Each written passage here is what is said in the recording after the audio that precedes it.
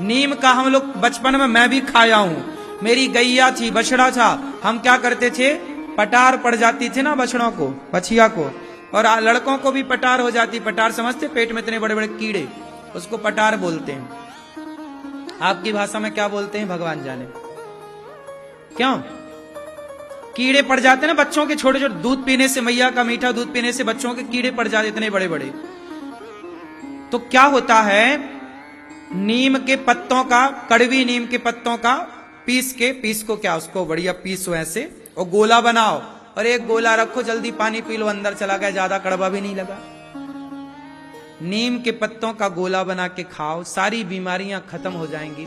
आप नीम का गोला नहीं खा सकते, लेकिन डॉक्टरों को दे दे के मरोगे। और डॉक्टर भगवान होते हैं, इसमें कोई दो राय नहीं है। डॉक्टर अच्छे होते हैं, कोई इसमें आपत्ति नहीं है। डॉक्टर दवाई करते हैं आपके भले के लिए, बात सही है, लेकिन याद रखना, डॉक्टर जो दवाई देते हैं ना, यदि वो आपने 1 हफ्ता खाई, 3 दिन खाई, तो उसका कोई नुकसान नहीं है। पर लंबी दवाइयां आप खा रहे हैं तो निश्चित मानो कि वो दवाइयां आपको नुकसान पहुंचाएंगी। और दवाइयों के भरोसे ना रहो। कैल्शियम की कमी है तो चूना मिला के पानी में पी लो, चूना में कैल्शियम है। सफेद कलर का वो आता है तिल, तिल के लड्डू बनते हैं, भरपूर कैल्शियम, तिल के लड्डू बनवा के खा लो। बुढ़ापे में तो 1 लड्डू तिल का जरूर खाना चाहिए, क्योंकि बुढ़ापे में कैल्शियम कम होता है। तो आप कोशिश करें कि आयुर्वैदिक तरीके से अपना इलाज करें। जो पुरानी परंपराएं थी, आप सिद्धू पाजी ने बताया कि भाई वो नीम का पत्ता खाते, उनकी पत्नी को खवाए और वो बिल्कुल स्वस्थ हो गई। जो कैंसर के मरीज हैं, डॉक्टरों के पास जा जाके आप पैसा भी बिगाड़ते हो, मर भी जाते हो। अच्छा है कि नीम की पत्ती खाओ। और खाने पे कंट्रोल, उन्होंने बताया कि यदि आप खाने को 16 घंटे का गैप देते हैं, खाना कम खाते हैं, रोटी और चावल बंद करते हैं, तो जो कैंसर बनाने के सेल हैं वो स्वतः अपने से नष्ट हो जाते हैं। भाई कैंसर जो है वो भी तो एक प्रकार का बैक्टीरिया है, उसे भी तो आपके भोजन से ही उसको तत्व मिलता है, ताकत मिलती है। तो उसे खाने ही मत दो, उसे कड़वी नीम खवाओ, अपने आप वो मरेगा। कैंसर का जो सेल है, बैक्टीरिया है। अदरक का रस दो, हल्दी। अब सोचिए कि शादी होती है ना तो हल्दी चढ़ती है, पूरे शरीर में हल्दी लगाई जाती है। कितना बड़ा हिंदू समाज कितना साइंटिफिक रहा है। हमारे यहां हजारों साल से दुल्हन दुल्हा को क्या लगाई जाती है, क्योंकि लोगों को पता है कि घाव में हल्दी लगाए तो ठीक हो जाए। उनको पता है कि घाव तो मिलने ही है, पहले ही से एंटीबायोटिक लगा के चलो शादी के पहले ही, क्योंकि शादी के बाद तो आदमी फिर बता भी नहीं सकता कितने घाव है, तो पहले ही हल्दी लगा ली ये कारण नहीं है हल्दी का, ये कारण है कि एक पुरुष के अंदर कोई भी बैड बैक्टीरिया हो, गलत, तो हल्दी लगा देने से बॉडी में ना वो सारे बैक्टीरिया समाप्त हो जाते हैं। एक लड़का एक लड़की का, एक पति पत्नी का एक मिलन है, तो वो मिलन जब हो तो उस मिलन में कोई बॉडी में कोई ऐसा बैक्टीरिया ना हो जो आपका, हमें और हमारा आपको प्रभावित करे। इसके लिए सारे बैक्टीरिया नष्ट हो जाएं, फिर एक पति पत्नी का संबंध हो। कितना वैज्ञानिक कारण था सोचिए। अब वो हल्दी वल्दी कोई लगाती नहीं है। अब हमारी माताएं बहनें वो फेयर एंड लवली लगाती हैं, गोरी तो भाई ना, है ना। पहले के लोग बेसन हल्दी से मुंह धुलते थे। हल्दी बेसन से मुंह धुलो जरा मलाई डाल के तो मस्त रहे, तुम्हारा चेहरा में ग्लो रहे। क्यों? हम तो आज भी 1 चम्मच हल्दी रोज खाते हैं, रोज मतलब कभी कभी भूल जाते हैं, बाकी अक्सर अधिकांश हम 1 चम्मच हल्दी खा के ही सोते हैं रात को। कच्ची हल्दी खाए, 1 घूंट पानी पिए, पूरे मुंह में हल्दी रहेगी। मुंह में हल्दी के रहने से क्या होगा, जैसे आप बच्चों के दांत खराब हो जाते हैं, जैसे आपने चॉकलेट खाई, गुड़ खाए और सो गए, तो पूरे मुंह में रात भर मिठास रहती है। उस मिठास से क्या होते हैं, मुंह में दांत खराब होने की संभावना, मसूड़े खराब होने की संभावना, वो बैक्टीरिया बनते हैं। और आपने सोने के पहले हल्दी का कुल्ला कर लिया ना, तो जितने बैक्टीरिया पनपने वाले थे सब खत्म। पूरी रात आपके मुंह में कड़वाहट रहेगी हल्दी की, तो उससे कोई बैक्टीरिया डेवलप नहीं होगा आपके मुंह के भीतर। वरना मुंह के रोग कितने सारे होते हैं, कहीं दांत में दर्द है, कहीं यहां दर्द है, कहीं दर्द बना ही रहता है। एक चम्मच हल्दी खाने में बुराई क्या है? हल्दी की गांठ वाली पिसी हल्दी बाजार की ना खरीदना, मिलावट आ रही है मैंने सुना है। हल्दी की गांठ लाना, खुद मैया कूटेगी और तुमको पीस के देगी, एक चम्मच खा के सो।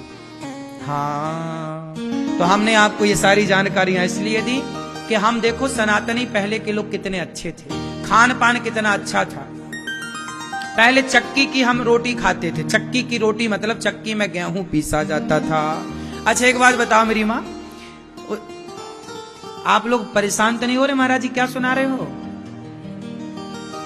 सुनो फिर एक बात और कह दूं, साइंटिफिक है, फिर मैं आगे कथा में ही ले चलूं आपको। आप सिलबट्टे की चटनी पीसो और मिक्सी की चटनी पीसो, टमाटर की चटनी। टमाटर की चटनी खाते हो ना कभी कभी? टमाटर में जरा मिर्ची जरा धनिया पत्ता डाल के मस्त बनती है, हमें तो अच्छी लगती है। आपको अच्छी लगती नहीं? टमाटर की चटनी अच्छी होती है। टमाटर की चटनी सिलबट्टे में पीसो और मिक्सी में पीसो, बताओ कौन सी चटनी अच्छी होती है? कौन सी? सिल वाली। क्यों? कारण बताओ, आप बताओ क्या कारण है कि सिलबट्टे की चटनी का स्वाद अलग होता है और मिक्सी में पीसी गई चटनी का स्वाद अलग होता है?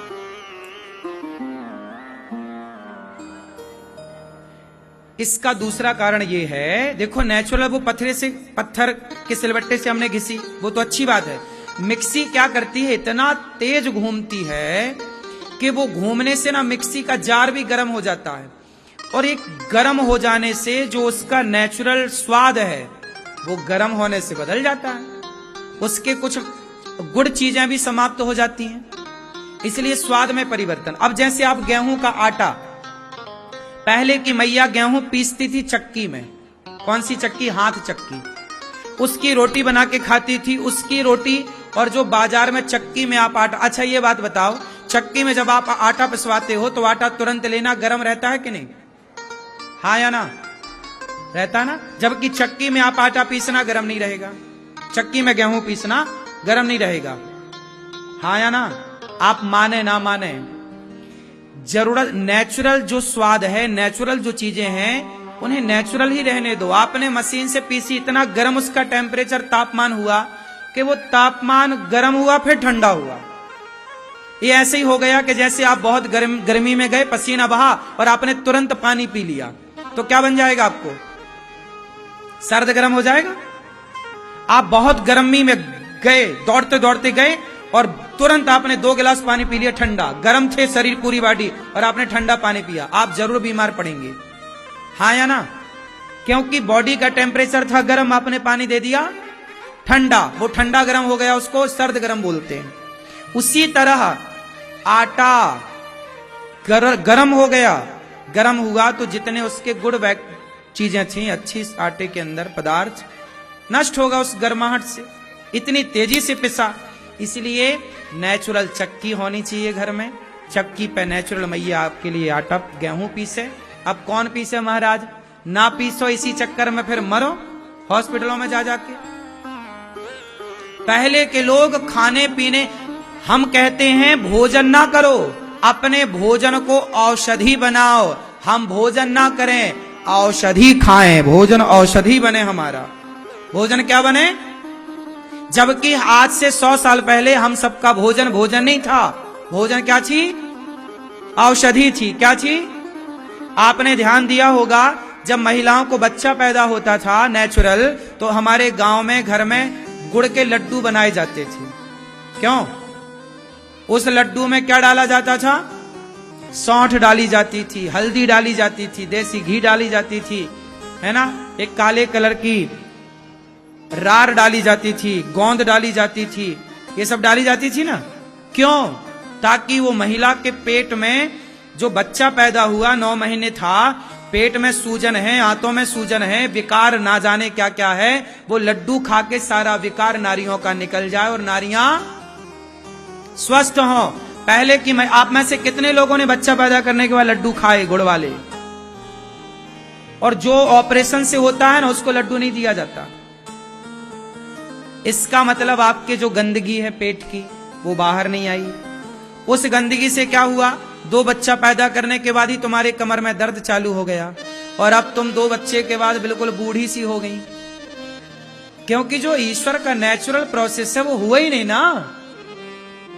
बात समझो, आज की आधुनिकता में आप जी रहे हैं, बात अच्छी है, लेकिन पुराने लोग बहुत साइंटिफिक थे, वैज्ञानिक थे। पहले 10-10 बच्चे होते थे महिलाओं को, और 10 बच्चे होने के बाद भी कुएं से पानी भरना, खुद से चक्की पीसना, खुद से कपड़े धुलना, और बूढ़ी होती हड्डियां क्या मजाल के चढ़ करें, घुटने में दर्द हो। क्यों मैया? पहले के लोग ज्यादा स्वस्थ थे आज के लोगों की बजाय।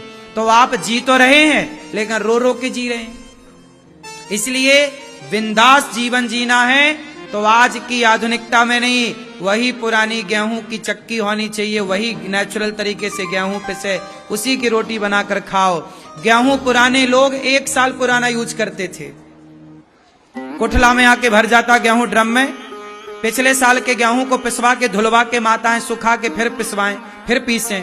एक प्रोसेस था। आजकल नया ताजा गेहूं आता, उसी की रोटी खाते।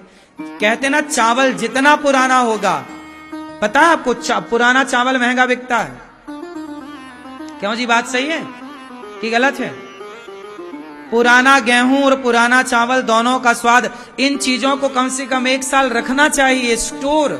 1 साल में इनमें ठंडक आती है, चीजें ठीक होती हैं। उसका वैज्ञानिक कारण है सबके, लेकिन आजकल कोई नहीं समझता। हम तो आपसे इसलिए कह रहे हैं कि भैया कथा सुनने आए हो तो सबसे बड़ी कथा है स्वास्थ्य। आप स्वस्थ रहेंगे तो सब कुछ रहेगा, स्वस्थ नहीं रहेंगे कुछ नहीं रहेगा। तो स्वस्थ कैसे रहेंगे? जब पिज्जा बर्गर खाओगे तब। क्या खाओगे? सात्विक, कम पका हुआ। पहले दाल पकती थी हड़िया में, मतलब माटी के बर्तन में, आज दाल पक रही है कुकर में। वो नाश करेगी कुकर वाली दाल। आजकल वो काले कलर का एक बर्तन और आया है, माता उसमें सब बनाती हैं। मैया तुम्हारी अक्कल नहीं है बिल्कुल, इस तरह से कुछ भी करती हो। काहे तुम भूल गई अपनी परंपराएं? तुम्हारे बच्चे मरेंगे सब खा खा के उल्टा सीधा। समय के पहले बच्चे बूढ़े हो रहे हैं, समय के पहले बच्चे की आंखें कमजोर पड़ रही हैं, समय के पहले बाल झड़ रहे हैं, समय के पहले शरीर में रोग पैदा हो रहे। तुम समझती क्यों नहीं हो? तुम्हारी आलस्य के कारण तुम्हारे बच्चे बीमार हैं। जो तुम ना बनाती हो चक्की वाला, ना सेटअप कुछ रखी हो, तुम्हारे बच्चे परेशान, हॉस्पिटल जा रहे हैं। अच्छा खवाओ ना अपने बच्चों को। तुम्हारे बच्चे पिज्जा खा रहे हैं, बर्गर खा रहे हैं, तुम घर में बनाती नहीं हो बढ़िया स्वादिष्ट, तो बच्चे बाहर का खाएंगे। घर में इतना बढ़िया बना के खवाओ बच्चों को कि बाहर जाने की जरूरत ही ना पड़े। नेचुरल खवाओ। क्यों मेरी माँ? आजकल माताएं बनाती नहीं है घर में, बाहर से बुलवाओ, बाहर से बुलवाओ। मरोगे ये बाहर का खा खा के मैया। बात सही है?